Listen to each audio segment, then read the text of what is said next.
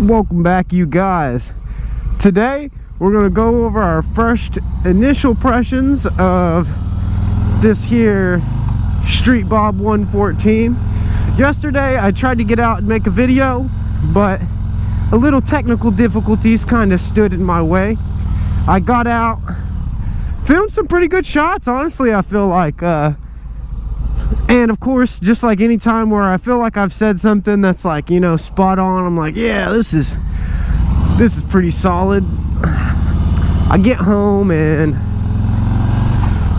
I guess my audio wasn't plugged in all the way, so rip in that aspect. But it is very interesting making the switch from that other bike, the Sportster S, to this here Street Bob. And the first thing I'm gonna have to point out, right, is just honestly the comfortability on this bike versus that one. That's gonna be the biggest like standout right off the bat, like straight up, not even gonna lie. This bike is by far a million times more comfortable than that Sportster S. And that's probably going to be a lot to do with, you know, your seating position, and my bars and my hand position right here. So it's not like it was too big of a surprise, but I didn't realize how much I was actually used to the other bike, I guess I could say, because I thought I was pretty comfortable on the other bike, not gonna lie. And heck, I'm super comfortable on this one. A lot of people say that the Street Bob's not a touring bike or anything weird like that, but shit, I bet you I could do some touring on this thing. When I did my trip up there to Pops, I realized that that bike was definitely not going to be good for any long trips. And I definitely wanted to be able to take some trips, especially with summer coming up. Going places matters to me, I'm not gonna lie. I love sightseeing, I love going new places, and going fast is super fun, but it's not everything. And I can go fast on this, and I can also upgrade this in the future to where it will be exponentially maybe faster or just as fast. I'm not totally sure because I haven't got to spend too much time. Like I said, I got to spend probably about, so far, 100 miles with this bike, and so far I'm liking it. There's nothing I can really complain about.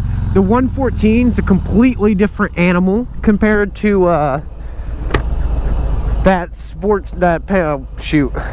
darn Rev Max motor, but shoot, I can't really complain. I can't say that I'm disappointed with the 114 either, because this thing has definitely got a lot of low end torque.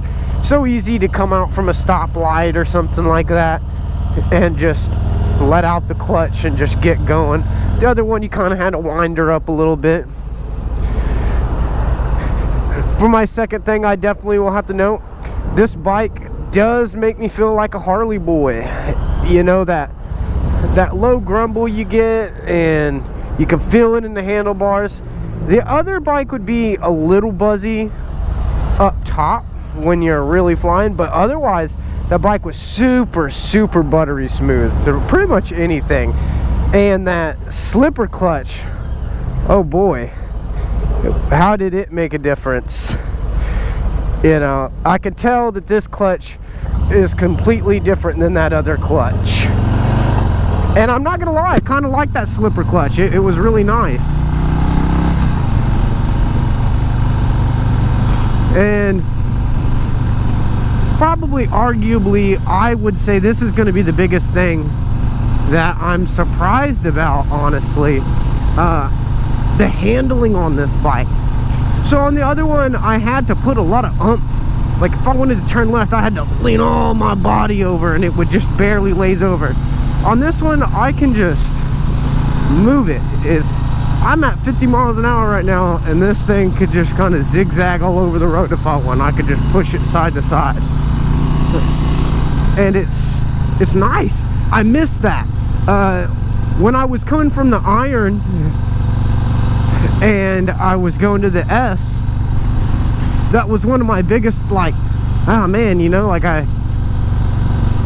got the speed to split the lanes, but do I really got the agility to split the lanes? That's a big question, because if I need to just get over at a moment's instance, the Sportster S wasn't very inspiring for that. It would hold a line through turns really well. You wouldn't get no, it felt super solid, didn't feel like it was going to get shaky on you or anything weird like that. But it just felt like a straight line animal, and it was kind of odd, you know what I mean? I figured that it would have had better turning, and it really doesn't feel like it has bad turning once you get used to it, because you start learning how to really move with the bike. But once you go and try something else out and give it a comparison, right? They really got to get that front tire off of that Sportster S. That big old front tire, it does a lot for the looks, I'm not gonna lie, but for performance it really just don't make any sense. Like, you could have gone with a little bit smaller of a tire so that the bike could be light on its feet, but instead there's just this big old honking beefy tire up front.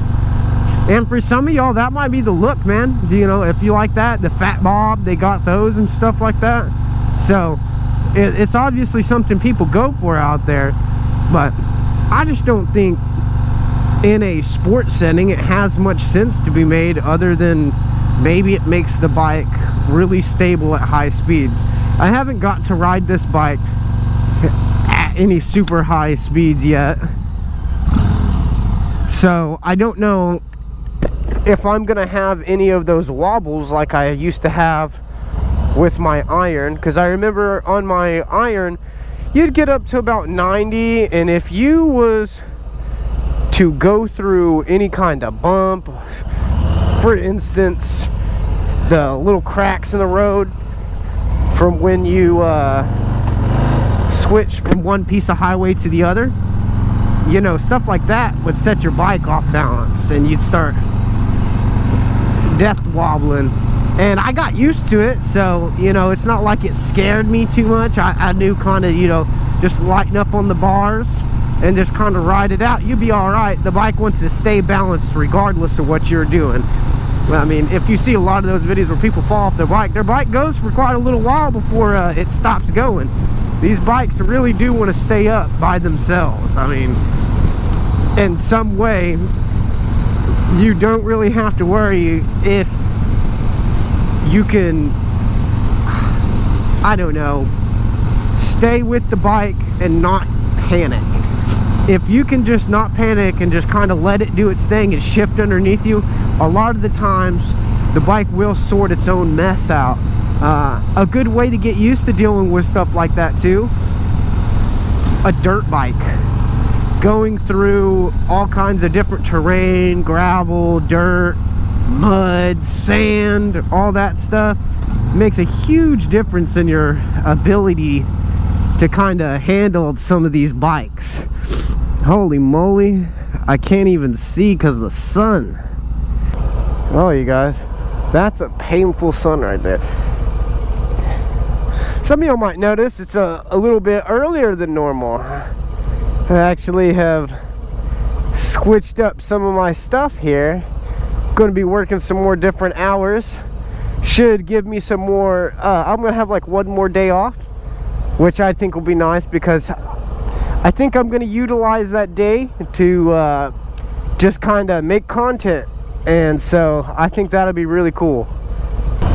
Another difference that I can talk about that I think is pretty nice actually, this tank has a bigger gas mileage on it. I can go farther on this bike than I did the other one. Not only does it just downright have more gas capacity, but I for some reason feel like it is getting better gas mileage too. I drove around for quite a while yesterday just kind of getting a feel for the bike, and I only had to fill up right at the end of the day, and then I had to go get my girl, and she's definitely a good little drive out for me, and it didn't even so much as use half the gas I thought it was going to. Maybe that has to do with the fact that your boy's not speeding everywhere. I'm actually just kind of driving the speed limit right now. I've got to brake this bike in correctly, and with myself keeping this one, I definitely want to take good care of her. I can already tell you that in the future there will be cams be put in this bike. I am going to be working on the performance side of this bike. I've got to get a sissy bar, seat, and a wind fairing up front, and I think that this bike will be set up just the way I want it. It reminds me a lot of my Iron 1200, I'm not gonna lie, and I actually really like that.